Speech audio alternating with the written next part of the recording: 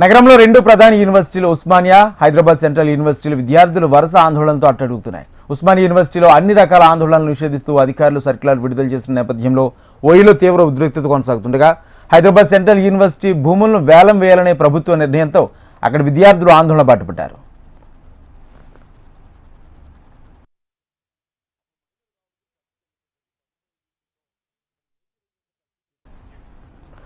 నగరంలో ప్రముఖ యూనివర్సిటీలు ఉస్మానియా, హైదరాబాద్ సెంట్రల్ యూనివర్సిటీలు ఆందోళనలకు కేరాఫ్గా మారాయి. ఉస్మానియా యూనివర్సిటీలో అన్ని రకాల ఆందోళనలు నిషేధిస్తూ అధికారులు సర్క్యులర్ జారీ చేశారు. ఇక వరుస ఆందోళనలతో రెండు యూనివర్సిటీలు అక్కడ వాతావరణం ఉద్రిక్తంగా మారింది.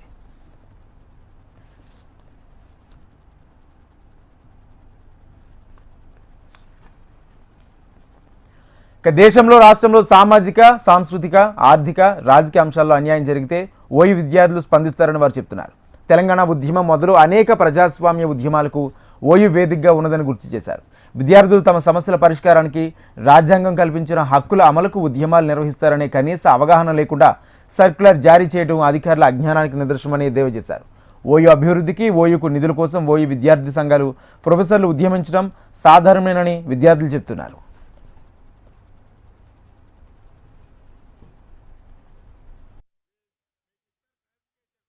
కుమార్ సార్ గారు ఒక సర్క్యులర్ని జారీ చేయడం జరిగింది.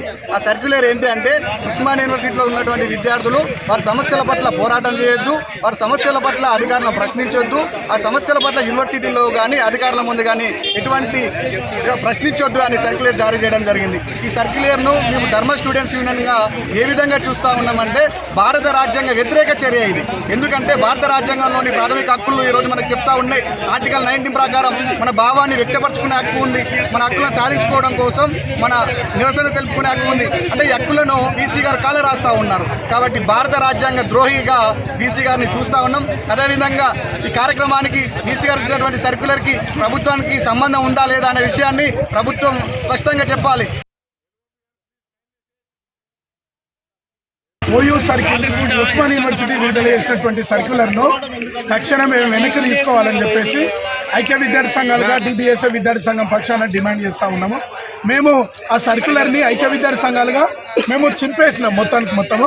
కాబట్టి ఓయూలో నిరసనలు వ్యక్తం చేయొద్దు, ధర్నాలు చేయొద్దు, బంధువులు పెట్టొద్దు, ఉద్యమాలు చేయొద్దు అనేది సరైనది కాదు.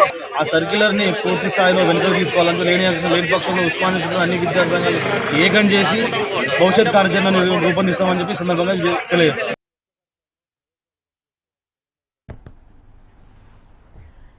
ఇక హైదరాబాద్ సెంట్రల్ యూనివర్సిటీలోనూ ఉద్రిక్తతలు కొనసాగుతున్నాయి. యూనివర్సిటీకి చెందిన 400 ఎకరాల భూమిని తెలంగాణ రాష్ట్ర ప్రభుత్వం అమ్మకానికి పెట్టడంపై యూనివర్సిటీ విద్యార్థులు ఆందోళన చేపట్టారు.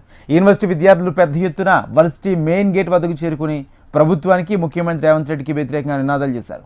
భూముల వేలం నిర్ణయం వెనక్కి తీసుకోవాలని, లేదంటే ఆందోళనలు మరింత ఉధృతం చేస్తామని విద్యార్థులు హెచ్చరిస్తున్నారు.